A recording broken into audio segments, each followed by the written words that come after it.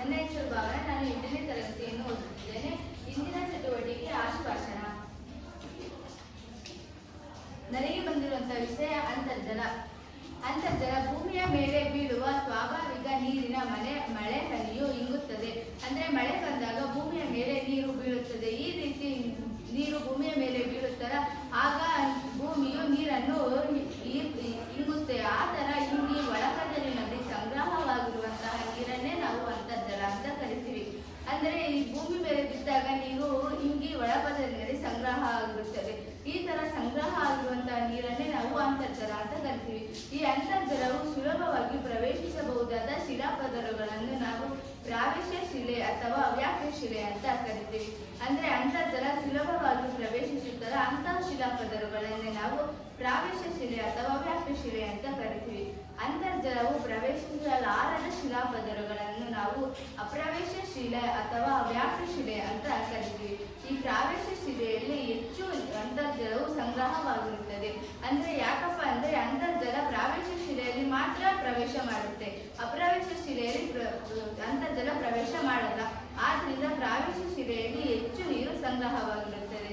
ಈ ತರ ಹೆಚ್ಚು ನೀರು ಸಂಗ್ರಹವಾಗಿರುವುದನ್ನೇ ನಾವು ಜಲಾದ ಶಿಲೆಗಳು ಅಂತ ಕರಿತೀವಿ.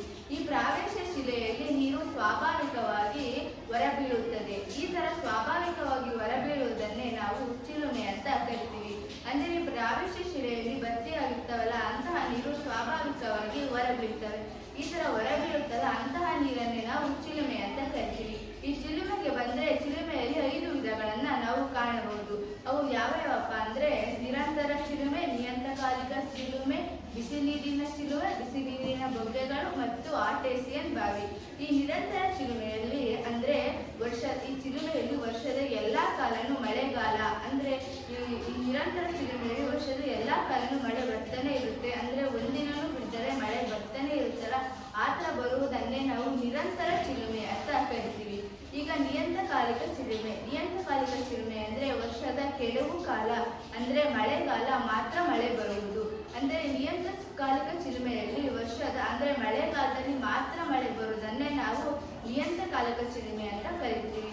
ನಿರಂತರ ಚಿಲುಮೆಯಲ್ಲಿ ವರ್ಷದ ಎಲ್ಲಾ ಕಾಲನೂ ಮಳೆ ಬರುತ್ತೆ. ನಿಯತಕಾಲಿಕ ಚಿಲುಮೆಯಲ್ಲಿ ಮಳೆಗಾಲ ಮಾತ್ರ ಮಳೆ ಬರುತ್ತೆ.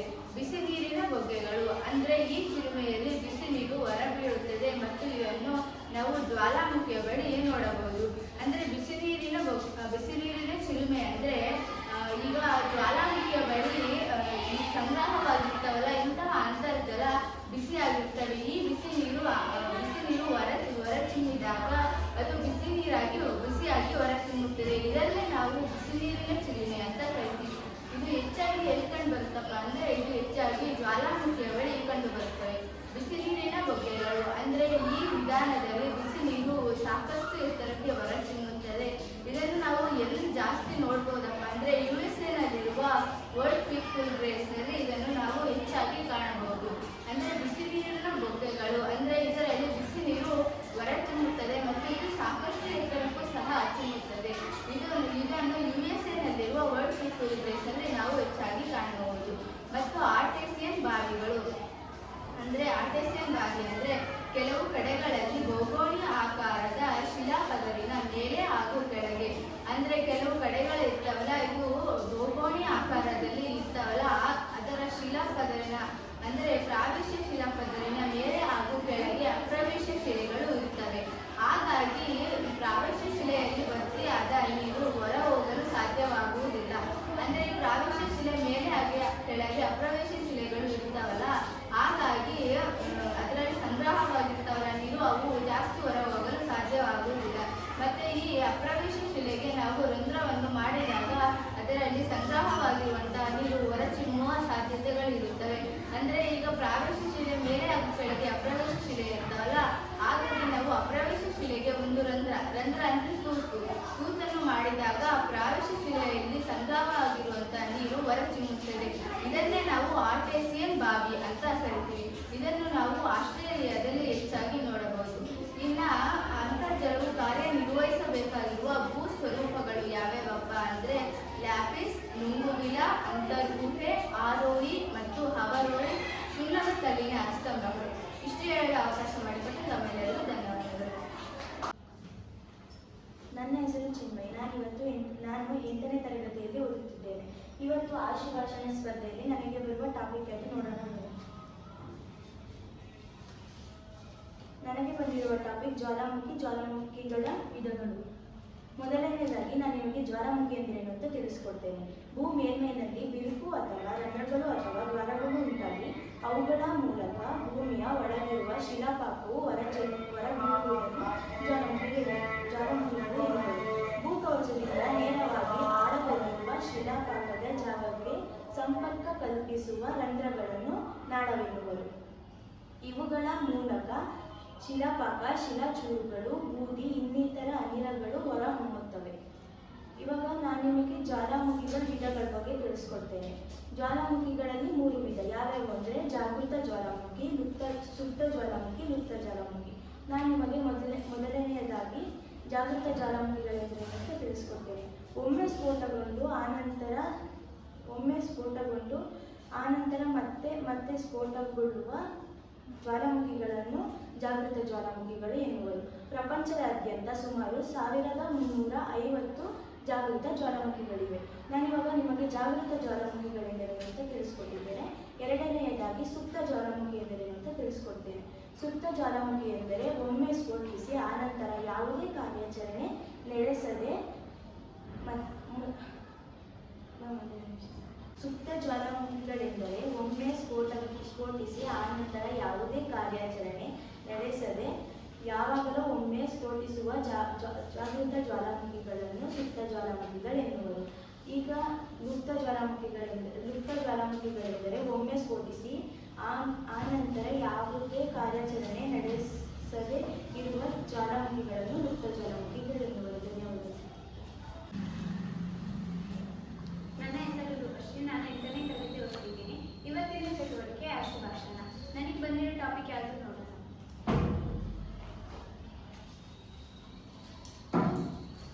ನನಗೆ ಬಂದಿರೋ ಟಾಪಿಕ್ ಭೂಸವಕಳಿ. ಭೂಸವಕಳಿ ಎಂದರೆ ಭೂಮಿಯ ವಿವಿಧ ರೀತಿಯ ನೈಸರ್ಗಿಕ ಶಕ್ತಿಗಳನ್ನು ಮೇಲ್ಭಾಗದಿಂದ ಸವೆತಗೊಂಡಿರುವ ಕಾರ್ಯಗಳನ್ನು ನಿರ್ವಹಿಸುವ ಭೂಸವಕಳಿ ಎನ್ನುವರು. ಈ ಭೂಸವಕಳಿ ಕೃತಗಳೆಂದರೆ ನದಿ ಮತ್ತು ಸಮುದ್ರಗಳ ಅಲೆ ಮತ್ತು ಮಾರುತಗಳು ಹಾಗೂ ನದಿ ಇದಿಷ್ಟು ಇರುತ್ತದೆ. ಮತ್ತೆ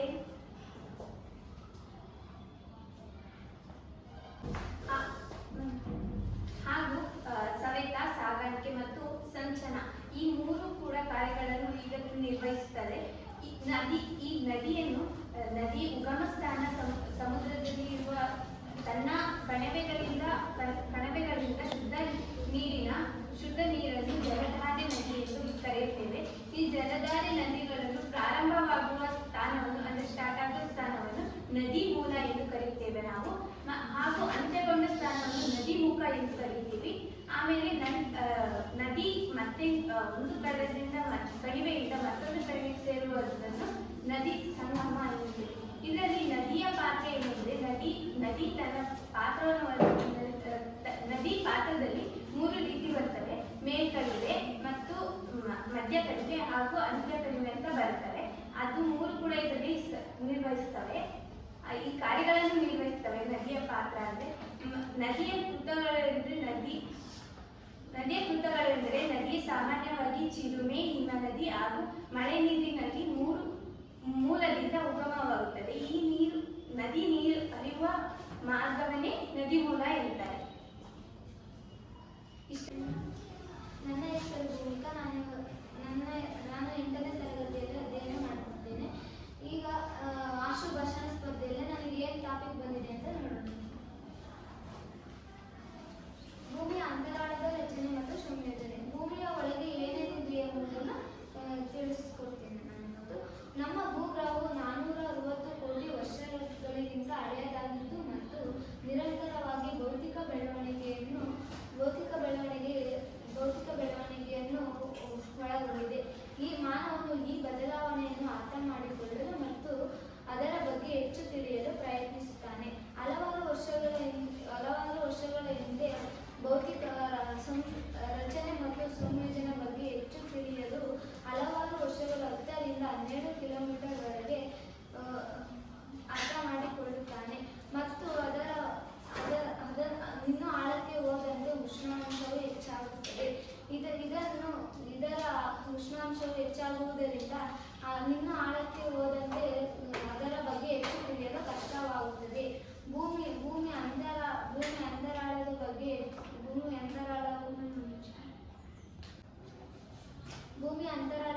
ಹೆಚ್ಚು ತಿಳಿಯಲು ಪರೋಕ್ಷ ಮೂಲಗಳನ್ನು ಅವಲಂಬಿಸಲಾಗಿದೆ.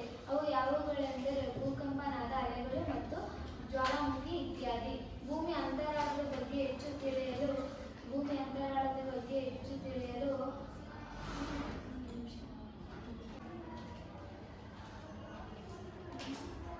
ಅಂತರಾಳವು ವಿವಿಧ ರೂಪೀಯ ಬಗೆಗಳಿಗೆ ಒಳಗೊಂಡಿದೆ ಮತ್ತು ವಿವಿಧ ರೂಪದ ವಸ್ತುಗಳಿಗೆ ಒಳಗೊಂಡಿದೆ.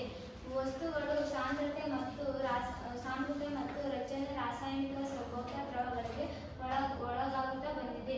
ಅವುಗಳಲ್ಲಿ ಮೂರು ಪ್ರಮುಖ ಪದರಗಳನ್ನಾಗಿ ವಿಂಗಡಿಸಲಾಗಿದೆ. ಅವು ಯಾವುವು ಎಂದರೆ ಭೂಕವಚ, ಮ್ಯಾಂಟಲ್ ಮತ್ತು ಕೇಂದ್ರಗೋಳ. ನಾನೀಗ ಭೂಕವಚದ ಬಗ್ಗೆ ತಿಳಿಸಿಕೊಡ್ತೀನಿ. ಭೂಕವಚದ ಅತ್ಯಂತ ಮೊದಲನೇ ಪದರವಾಗಿದೆ. ಇದು ಭೂಮಿಯಿಂದ 60 ಕಿಲೋಮೀಟರ್ ಆಳದವರೆಗೆ ವಿಸ್ತರಿಸಲ್ಪಟ್ಟಿದೆ. ಇದು ಸಿಲಿಕಾನ್ ಮತ್ತು ಮೆಗ್ನೀಷಿಯಂ ಅಲ್ಯೂಮಿನಿಯಂಗಳಿಂದ ಕೂಡಿದೆ. ಇದು ಸಿಲಿಕಾನ್ ಮತ್ತು ಅಲ್ಯೂಮಿನಿಯಂಗಳು ಹೆಚ್ಚಾಗಿ ಕಂಡುಬರುತ್ತದೆ. ಇದನ್ನು ಸಿಯಾಲ್ ಎಂದು ಸಹ ಕರೆಯಲಾಗುತ್ತದೆ. ನಾಗರಿಕ ವಲಯ ಮೇಲ್ಪದರ ಎಂದು ಸಹ ಕರೆಯಲಾಗುತ್ತದೆ. ಈಗ ನಾನು ಮೆಂಟಲ್ ಬಗ್ಗೆ ತಿಳಿಸ್ಕೊಡ್ತೀನಿ. ಮೆಂಟಲ್ ಎಂಬ ಪದರವು ಒಂದು ಭೂಮಿಯ ಮಧ್ಯಮದ ಪದರವಾಗಿದೆ ಮತ್ತು ಎರಡನೆಯ ಪದರವಾಗಿದೆ. ಇದು ಭೂಮಿಯಿಂದ 2900 ಕಿಲೋಮೀಟರ್ ಆಳದವರೆಗೆ ವಿಸ್ತರಿಸಲ್ಪಟ್ಟಿದೆ. ಇದನ್ನು ಶಿಲಾಪಾಕ ಎಂದು ಸಹ ಕರೆಯಲಾಗುತ್ತದೆ. ಇದರಲ್ಲಿ ಎರಡು ಪ್ರಮುಖ ಇವನ್ನು ವಿಂಗಡಿಸಲಾಗಿದೆ. ಪ್ರಮುಖ ಪದಗಳನ್ನು ವಿಂಗಡಿಸಲಾಗಿದೆ. ಅವು ಯಾವುವು ಎಂದರೆ ಹೊರಕೇಂದ್ರ ಮತ್ತು ಒಳಕೇಂದ್ರ. ಈಗ ನಾನು ನಿಮಗೆ ಕೇಂದ್ರಗೋಳದ ಬಗ್ಗೆ ತಿಳಿಸ್ಕೊಡ್ತೀನಿ. ಈಗ ಕೇಂದ್ರಗೋಳವು ಇದು ಒಂದು ಭೂಮಿಯ ಒಳಗಿನ ಪದರವಾಗಿದೆ. ಇದು 6371 ಕಿಲೋಮೀಟರ್ವರೆಗೆ ವಿಸ್ತರಿಸಲ್ಪಟ್ಟಿದೆ.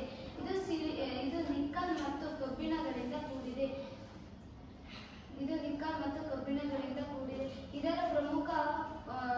ಇದನ್ನು ಪ್ರಮುಖ ಪದಗಳನ್ನು ವಿಂಗಡಿಸಲಾಗಿದೆ. ಅವು ಯಾವುವು ಎಂದರೆ ಹೊರಕೇಂದ್ರ ಮತ್ತು ಒಳಕೇಂದ್ರ. ಇಷ್ಟನ್ನು ಮಾತಾಡಲು ಅವಕಾಶ ಕೊಟ್ಟ ತಮ್ಮೆಲ್ಲರಿಗೂ ಧನ್ಯವಾದಗಳು. ಎಲ್ಲರಿಗೂ ನಮಸ್ಕಾರ. ನನ್ನ ಹೆಸರು ಲೇಪನ. ನಾನು 8ನೇ ತರಗತಿಯಲ್ಲಿ ಅಧ್ಯಯನ ಮಾಡುತ್ತಿದ್ದೇವೆ. ನಾವು ಇಂದು ಆಶುಭಾಷಣ ಸ್ಪರ್ಧೆಯನ್ನು ಮಾಡಿದ್ವಿ. ಈಗ ನನಗೆ ಯಾವ್ದು ಬರುತ್ತೆ ಟಾಪಿಕ್ ಅಂತ ನೋಡೋಣ. ಭೂಕಂಪಗಳು ಮತ್ತು ಭೂಕಂಪಗಳಿಂದ ಉಂಟಾದ ಕಾರಣಗಳು ನನಗೆ ಬಂದಿದೆ. ಭೂಕಂಪ ಅಂದ್ರೇನು? ಭೂಕಂಪಗಳು ಕಂಪನ ಹಾಗೂ ನಡುಕೆಗಳಿಂದ ಉಂಟಾದ ಈ ಕಂಪನದ ಸರಣಿಗಳನ್ನ ನಾವು ಭೂಕಂಪ ಅಂತ ಕರಿತೀವಿ. ಮೇಲ್ಮೈಯಲ್ಲಿ ಉಂಟಾದ ನಡುಕು ಅಂದ್ರೆ ಶೇಕ್ ಆಗುತ್ತಲ್ಲ ಅದು, ಮತ್ತೆ ಕಂಪನ ಅಂದ್ರೆ ಬಿರು ಬಿಡುತ್ತಲ್ಲ ಅದನ್ನ ನಾವೇನಂತ ಕರಿತೀವಿ ಅಂದ್ರೆ ಭೂಕಂಪ ಅಂತ ಹೇಳ್ಬಿಟ್ಟು ಕರಿತೀವಿ. ಈ ಭೂಕಂಪಗಳು ಭೂಕವಚ ಮತ್ತು ಮ್ಯಾಂಟಲ್ ಪದರದಲ್ಲಿ ಉಂಟಾಗುತ್ತವೆ. ಭೂಕವಚ ಅಂದ್ರೆ ನಿಮ್ಗೆಲ್ಲ ಗೊತ್ತಿದೆ. ಭೂಕವಚ ಅಂದ್ರೆ ಮೇಲ್ಮೈನ ಅತ್ಯಂತ ಮೇಲ್ಪದರವಾಗಿದೆ ಭೂಕವಚ. ಮ್ಯಾಂಟಲ್ ಅಂದ್ರೆ ಭೂಮಿಯ ಅಂತರಾಳದ ಎರಡನೇ ಪದರವಾಗಿದೆ. ಇವೆರಡರಲ್ಲಿ ಈ ಭೂಕಂಪಗಳು ಉಂಟಾಗುತ್ತದೆ. ನಾವು ಈ ಭೂಕಂಪಗಳು ಉಂಟಾದ ಸ್ಥಳದಿಂದ ದೂರ ಹೋದಂತೆ ಭೂಕಂಪದ ತೀವ್ರತೆ ಅಂದ್ರೆ ಅದು ಇದಾಗಿರುತ್ತಲ್ಲ, ನಾವು ಭೂಕಂಪದ ಹತ್ರ ಹೋದಾಗ ತೀವ್ರತೆ ಏನಾಗುತ್ತೆ ಅಂದ್ರೆ ಜಾಸ್ತಿ ಆಗುತ್ತೆ. ಅದೇ ನಾವು ಭೂಕಂಪದ ದೂರ ಹೋದಂತೆ ಏನಾಗುತ್ತೆ ಅಂದ್ರೆ ಭೂಕಂಪದ ತೀವ್ರತೆ ಕಡಿಮೆ ಆಗುತ್ತಾ ಹೋಗುತ್ತದೆ. ಈ ಭೂಕಂಪನಾಭಿಯು ಭೂಮಿಯ ಮೇಲೆ ಲಂಬಕೋನದಲ್ಲಿ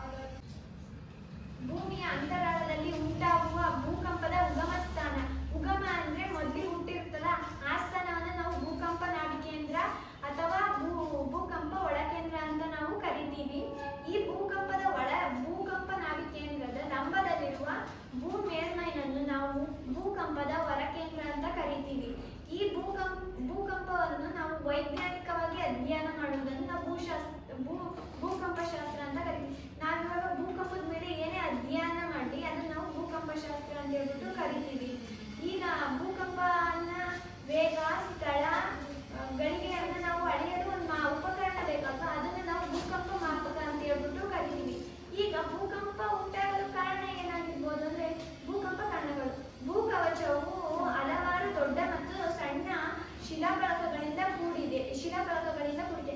ಅಂದ್ರೆ ಭೂಕವಚ ನಿಮಗೆಲ್ಲ ಗೊತ್ತಿದೆ. ಭೂಕವಚ ಅಂದ್ರೆ ಭೂಮಿಯ ಅತ್ಯಂತ ಮೇಲ್ಪದರವಾಗಿದೆ. ಭೂ ಮೇಲ್ಮೈಯ ಅತ್ಯಂತ ಮೇಲ್ಪದರ. ಈ ಭೂಕವಚಗಳು ದೊಡ್ಡ ಶಿಲಾಫಲಕ ಮತ್ತು ಸಣ್ಣ ಶಿಲಾಫಲಕಗಳಿಂದ ಕೂಡಿದೆ. ಈಗ ಆ ಸೂಕ್ಷ್ಮ ಜೀವಿಗಳು ಚಲಿಸುವ ಸ್ಥಳಗಳಾಗಿವೆ. ಈ ಸಣ್ಣ ಕಣಗಳು ಶಿಲಾಫಲಕಗಳು ಮತ್ತೆ ದೊಡ್ಡ ಶಿಲಾಫಲಕಗಳು ಅವು ಚಲಿಸುವ ಸ್ಥಳಗಳಾಗಿದ್ದು ಇದನ್ನ ನಾವು ಕಾಣ್ತೀವಿ. ಎಲ್ಲಿ ಕಾಣ್ತೀವಿ ಅಂದ್ರೆ ಪೆಸಿಫಿಕ್ ಸಾಗರದ ಸುತ್ತಮುತ್ತಲಿನ ಪೆಸಿಫಿಕ್ ಸಾಗರದಲ್ಲಿ ನಾವು ಸುತ್ತಮುತ್ತಲ ಜಾಗ ಇರುತ್ತಲ್ಲ, ಅಲ್ಲಿ ನಾವು ಈ ಭೂಕಂಪ ಉಂಟಾಗುವ ಸ್ಥಾನವನ್ನು ನಾವು ನೋಡ್ಬೋದು. ಈಗ ನಾನು ನಿಮಗೆ ಭೂಕಂಪ ಕಾರಣಗಳು ಮತ್ತೆ ಭೂಕಂಪ ಅಂದ್ರೆ ಏನು ಅಂತ ತಿಳಿಸ್ಕೊಡ್ತೀನಿ. ಇಷ್ಟನ್ನು ತಿಳಿಸಿಕೊಡಲು ಅವಕಾಶ ಮಾಡಿಕೊಟ್ಟ ತಮ್ಮೆಲ್ಲರಿಗೂ ಧನ್ಯವಾದಗಳು. ನನ್ನ ಹೆಸರು ಮಹಾಲಕ್ಷ್ಮಿ. ನಾನು 8ನೇ ತರಗತಿಯಲ್ಲಿ ಓದುತ್ತಿದ್ದೇನೆ. ಇಂದು ನಾವು ಆಶುಭಾಷಣ ನಮ್ಮ ಶಾಲೆಯಲ್ಲಿ ಆಶುಭಾಷಣ ಸ್ಪರ್ಧೆಯನ್ನು ಮಾಡ್ತಿದ್ದೇವೆ. ಅದ್ರ ಬಗ್ಗೆ ನಾವು ತಗೊಂಡಿಗೆ ಯಾರು ಬರುತ್ತೆ ಅಂತ ನಮಗೆ ನೋಡೋಣ. ನನಗೆ ಬಂದಿರುವ ವಿಷಯ ಶಿಲೆಗಳು ಮತ್ತು ಅದರ ವಿಧಗಳು. ಮೊದಲು ನಿಮ್ಗೆ ಯಾರಿಗಾದ್ರೂ ಶಿಲೆಗಳು ಎಂದರೇನು ಅಂತ ಗೊತ್ತು? ನಾನು ಹೇಳ್ತೀನಿ. ಶಿಲೆಗಳು ವಿವಿಧ ಬಗೆಯ ಕಠಿಣ ವಸ್ತುಗಳಿಂದ ಶಿಲೆಗಳು ಮಾಡಲ್ಪಟ್ಟಿದೆ. ಇವು ವಿನೋಗ್ರಾಸಿಕ್ ಎಂಬ ಪದಾರ್ಥದಿಂದ ಈ ಶಿಲೆಗಳು ಒಂದನ್ನೊಂದು ಕಲ್ಲುಗಳು ಹಾಗೂ ಬೆಂಕಿಗಳು ಎಲ್ಲ ಒಂದನ್ನೊಂದು ಕೂಡಿ ಈ ಶಿಲೆಗಳು ಮಾರ್ಪಾಡಾಗಿದೆ.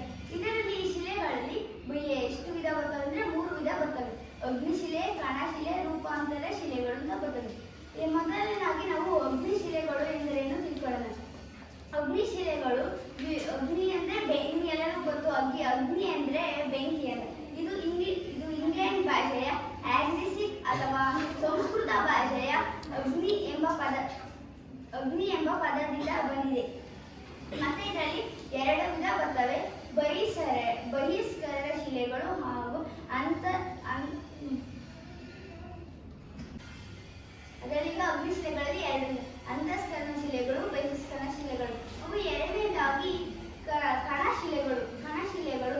ಇದು ಸೆಂಟಿಮೀಟರ್ ಅಥವಾ ಈ ಆಂಗ್ಲ ಭಾಷೆಯ ಸೆಂಟಿಮೇಡಮ್ ಎಂಬ ಪದದಿಂದ ಬಳಕೆಗೆ ಬಂದಿದೆ. ಇದರ ಅರ್ಥ ತಳ ಸೇರುವಿಕೆ ಎಂದರ್ಥ. ಇದು ಗಾಳಿ, ಖನಿಜ ಹಾಗೂ ಹಿಮದ ಚೂರುಗಳಿಂದ ಇದು ಕಣಶಿಲೆಗಳು ಮಾಡಲ್ಪಟ್ಟಿದೆ. ಇದು ಭೂಮಿಯ ಮೇಲ್ಮೈ ಮೇಲೆ ಬಿದ್ದು ಭೂಮಿಯ ಬಂಡೆಗಳೆಲ್ಲ ಚೂರಾಗಿ ಒಂದ್ ಕಡೆ ಸೇರಿ ಭೂಮಿ ಇದಕ್ಕೆ ಒಂದ್ ಕಡೆ ಸೇರಿ ಈ ಕಣಶಿಲೆಗಳು ಉಂಟಾಗಿದೆ. ಹಾಗೂ ಇದು ಜಲರಾಶಿಗಳ ಸುತ್ತ ಇರುವುದರಿಂದ ಇದು ಜಲಶಿಲೆಗಳು ಕೂಡ ಎಂದು ಕರೆಯುತ್ತಾರೆ. ಅವು ಮೂರನೆಯದಾಗಿ ರೂಪಾಂತರ ಶಿಲೆಗಳು ಅಗ್ನಿಶಿಲೆ ಹಾಗೂ ಕಣಶಿಲೆಗಳಿಂದ ಒತ್ತಡ ಮತ್ತು ಉಷ್ಣದಿಂದ ಮಾರ್ಪಾಡುಗೊಂಡು ಪರಿಣಾಮವಾಗಿ ಇದು ರೂಪಾಂತರ ಶಿಲೆಗಳು ಉಂಟಾಗ್ತವೆ. ಅದಕ್ಕೆ ಉದಾಹರಣೆ ಗ್ರಾನೈಟ್ ಶೀಸ್ಟ್, ಬಸಾಲ್ಟ್ ಶೀಸ್ಟ್ ಹಾಗೂ ಸುಣ್ಣ ಕಲ್ಲು ಅಂದರೆ ಅವು ಮೃತ ಶಿಲೆ. ಧನ್ಯವಾದಗಳು. ನಮಸ್ಕಾರ. ನನ್ನ ಹೆಸರು ಚೇತನ. ನಾನು 8ನೇ ತರಗತಿಯಲ್ಲಿ ಓದುತ್ತಿದ್ದೇನೆ. ಇಂದಿನ ಚಟುವಟಿಕೆ ಆಶುಭಾಷಣ.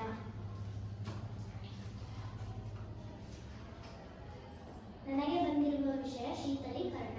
ಶೀತಲೀಕರಣ ಅಂದರೆ ಶಿಲೆಗಳು ಒಡೆದು ಚೂರಾಗುವ ಕ್ರಿಯೆಯನ್ನು ಶೀತಲೀಕರಣ ಅಂತ ಕರೆಯುತ್ತೇವೆ. ಶೀತಲೀಕರಣದಲ್ಲಿ 3 ವಿಧಗಳು ಬರ್ತವೆ. ಅವೆಂದರೆ ಭೌತಿಕ ಶೀತಲೀಕರಣ, ರಾಸಾಯನಿಕ ಶೀತಲೀಕರಣ ಮತ್ತು ಜೈವಿಕ ಶೀತಲೀಕರಣ. ಈಗ ಒಂದೊಂದಾಗಿ ಹೇಳ್ತಾ ಹೋಗ್ತೀನಿ. ಭೌತಿಕ ಶೀತಲೀಕರಣ ಅಂದರೆ ಯಾವುದೇ ರಾಸಾಯನಿಕ ಬದಲಾವಣೆ ಇಲ್ಲದೆ ಶಿಲೆಗಳು ಒಡೆದು ಚೂರಾಗುವ ಅಥವಾ ಕ್ಷಮಿಸುವ ಕ್ರಿಯೆಗಳನ್ನು ಭೌತಿಕ ಶೀತಲೀಕರಣ ಅಂತ ಕರೆಯುತ್ತೇವೆ. ರಾಸಾಯನಿಕ ಶೀತಲೀಕರಣ ಅಂದರೆ ವಾಯುಮಂಡಲದ ಅನಿಲಗಳೊಡನೆ ಶಿಲೆಗಳು ವಿಲೀನಗೊಂಡು ಒಡೆದು ಚೂರಾಗುವ ಕ್ರಿಯೆಯನ್ನು ರಾಸಾಯನಿಕ ಶೀತಲೀಕರಣ ಅಂತ ಕರೆಯುತ್ತೇವೆ. ರಾಸಾಯನಿಕ ಶೀತಲೀಕರಣದಲ್ಲಿ 4 ವಿಧಗಳು ಬರ್ತವೆ. ಅವೆಂದರೆ ಕಾರ್ಬನೇಷನ್, ಹೈಡ್ರೇಷನ್, ಸಲ್ಯೂಷನ್, ಆಕ್ಸಿಡೇಷನ್. ಹೀಗೆ 4 ವಿಧಗಳು ಬರ್ತದೆ. ಇನ್ನು ಕೊನೆಯದಾಗಿ ಜೈವಿಕ ಶೀತಲೀಕರಣ ಅಂದರೆ ಸಸ್ಯವರ್ಗ, ಪ್ರಾಣಿ ವರ್ಗ ಮತ್ತು ಮಾನವನೊಂದಿಗೆ ಶಿಲೆಗಳು ಒಡೆದು ಚೂರಾಗುವ ಕ್ರಿಯೆಯನ್ನು ಜೈವಿಕ